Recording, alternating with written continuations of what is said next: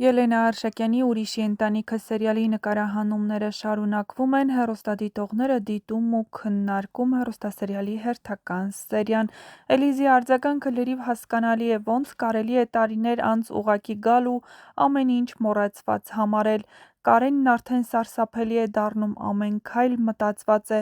Սերիալը գնալով ավելի մութ է դառնում, բայց հենց դա էլ ավելի հետաքրքիր է դարձնում։ Հեռուստադիտողները նաև մի քանի հարցեր ունեն, իսկ դուք ինչ եք կարծում, հայրն իսկապես մեղավոր է, թե իսկապես ինչ-որ գաղտնիք կա,